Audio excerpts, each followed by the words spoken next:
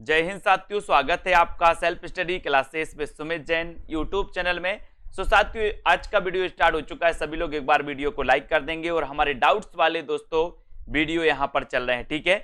अगर अभी तक आपने सेल्फ स्टडी क्लासेस का ऐप डाउनलोड नहीं किया तो सेल्फ स्टडी क्लासेस का ऐप जरूर डाउनलोड करें, ठीक है। वहां पर आपके लिए हिंदी साहित्य का कोर्स लॉन्च किया गया। मास्टर कैडर, टीजीटी, पीजीटी आदि एग्जामों के लिए हिंदी साहित्य संपूर्ण, ठीक है। टिड़की कोर्स, विस्तृत अध्ययन, टॉपिक वाइज टेस्ट, सारी चीजें डाउट सॉल्यूशन वाले वीडियो भी आपको मिलेंगे।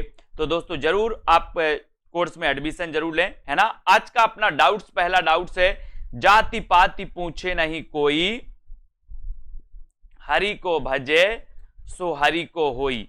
ये पंक्ति दोस्तों कई बार पूछी जाती है ना। एक पंक्ति होती कि जाति ना पूछो साधु की, जाति ना पूछो साधु की, चाहे पूछ लीजिए ज्ञान, है ना। तो ये जाति ना पूछो साधु की और जाति पाति पूछे नहीं कोई, इसमें बहुत डाउट्स आता है आप लोगों को, है ना। तो ये जातु ना पूछो साधु की, ये तो दोस्तों कबीरदास की पंक्ति है। कौन सी? जाति ना पूछो साधु की। और एक जाति पाति पूछे नहीं कोई, हरि को भजे सो हरि को होई, ये पंक्ति किसकी है? ये पंक्ति है दोस्तों रामानंद की। अब यहां हरि आए, हरि, तो हरि कौन थे? बोले सर हरि को भजे सो हरि को होई, है ना। ये हरि तो कौन थे? बोले सर राम थे, राम, हरि भगवान थे, है ना। तो राम से क्या बनेगा? रामानंद। तो जाति पाति पूछे नहीं कोई, हरि को भजे सो हरि को होई, ये जो पंक्ति है ये पंक्ति है रामानंद की। और जाति पाति पूछो नहीं कोई, है ना, ये जाति ना पूछो साधु की, चाहे पूछ लीजिए ज्ञान, ये पंक्ति कबीरदास की है, ठीक है। तो इन पंक्तियों में अपन को कंफ्यूज नहीं होना है, ठीक है। अगला डाउट्स अपन देखते हैं दोस्तों, यहां पर भक्ति द्रविण उपजी लाई रामानंद। अब यहां क्या कंफ्यूज होता है, कंफ्यूजन आपके अंदर आता है। यहां रामानंद लिखा है तो आप रामानंद लगा देते हो कि ये पंक्ति रामानंद की है, जबकि आपको पता है कि भक्ति दक्षिण में उपजी थी। रामानंद उत्तर भारत में इन्होंने इसका प्रचार प्रसार किया था। लेकिन दोस्तों ये पंक्ति जो है भक्ति द्रविण उपजी लाए रामानंदे, ये कबीरदास की पंक्ति है। ये रामानंद के बारे में कही गई, भक्ति द्रविण उपजी लाए रामानंद। तो रामानंद के बारे में कही गई तो ये रामानंद तो नहीं कहेंगे, कौन कहेंगे? कोई और कहेगा। कोई और में कौन आता है? वो आते हैं कबीर, है ना। तो भक्ति द्रविण उपजी लाए रामानंद, ये पंक्ति दोस्तों कबीरदास द्वारा कही गई है। ये पंक्ति रामानंद के लिए कही गई है ना। याद रखते ना, कबीर के गुरु का नाम क्या था? रामानंद, है ना। मुस्लिम संप्रदाय के अनुसार शेख तकी इनके गुरु का नाम था, ठीक है। तो एक भी आपको याद रख लेना, है ना। तो ये भी आपका डाउट्स क्लियर होता है। नेक्स्ट है दोस्तों, नई कविता के प्रतिमान के लेखक कौन है? दोस्तों यहां एक डाउट्स है, एक तो पूछा जाता है आप तो कविता के नए प्रतिमान, है ना, कविता के नए प्रतिमान, और दूसरा पूछा जाता है नई कविता के प्रतिमान। नई कविता के प्रतिमान और कविता के नए प्रतिमान, ए कविता के नए प्रतिमान।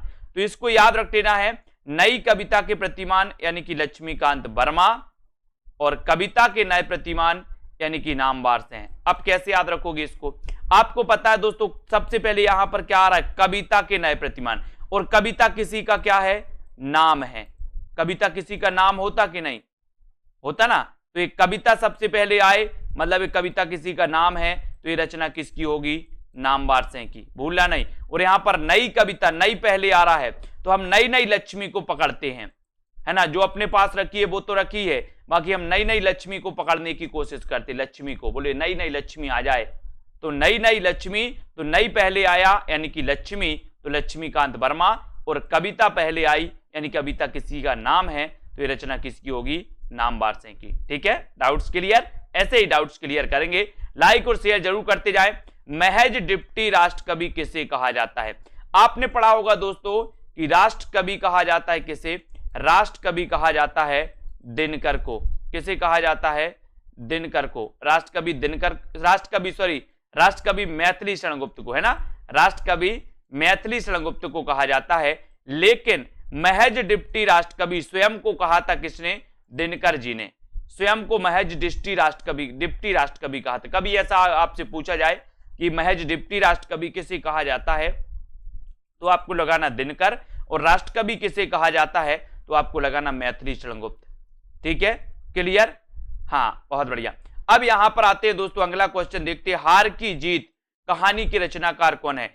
हार की जीत कहानी दोस्तों इसके रचनाकार आपको पता होगा। बोले सर आपको ज्यादा पता है सुदर्शन की। हार की जीत कहानी का कि आपने पढ़ी होगी बाबा भारती वाली, तो आपको ज्यादा पता है सुदर्शन की, तो आप सुदर्शन लगा के आओगे। लेकिन आपको पता होनी चाहिए कि हार की जीत कहानी प्रेमचंद की भी है। किसकी भी है? प्रेमचंद जी की भी है। बोले प्रेम में भी हार की जीत होती है ना। सुदर्शन तो आपको पता ही है। तो ये दोनों लेखकों के द्वारा दोस्तों हार की जीत प्रेमचंद की द्वारा भी लिखित है और सुदर्शन द्वारा लिखित भी कहानी है। दोनों की कहानी है ना, दोनों की कहानी, प्रेमचंद की भी और सुदर्शन की भी। कौन सी? हार की जीत। ठीक है, डाउट्स क्लियर? हार की जीत कहानी आपको पता चल गया। अब यहां पर दोस्तों अपने कितने 5 प्रश्न आज के कंप्लीट होते हैं। ऐसे ही दोस्तों डाउट्स वाले प्रश्न आपके पास अगर हैं तो आप कमेंट में लिखें, उनके उत्तर आप जरूर लिखें कि इसमें कहां आपको कंफ्यूजन होता है ना। कौन कौन से 2 प्रश्नों में आप कंफ्यूज होते हो, किन किन से 2 कवियों में कंफ्यूज होते, वो चीज आपको कमेंट में जरूर लिखनी है। ठीक है, तो चलिए दोस्तों आज की इस वीडियो के लिए बस इतना ही। आपको इसी प्रकार से बने रहना है, पढ़ते रहना है और लाइक और शेयर जरूर करें। इसके पहले बहुत सारे वीडियो डाउट्स वाले दोस्तों पहुंच चुके हैं। जिनको भी डाउट्स रहते वो अपने डाउट्स बताते हैं और यहां क्लियर किया जाता है आपके लिए वीडियो के माध्यम से। ठीक है, तो जुड़े रहें, लाइक करें। सेल्फ स्टडी क्लासेस ऐप जरूर डाउनलोड कर लें, जहां पर आपके लिए हिंदी साहित्य का संपूर्ण कोर्स, ट्रिकी कोर्स, विस्तृत कोर्स दोस्तों आपके लिए लॉन्च किया गया, आपके लिए उपलब्ध है। आप उसको दोस्तों एडमिशन ले सकते, परचेस कर सकते। ठीक है, ऐसे ही बहुत सारी चीजें आपको पढ़ाई जाती हैं। तो जय हिंद।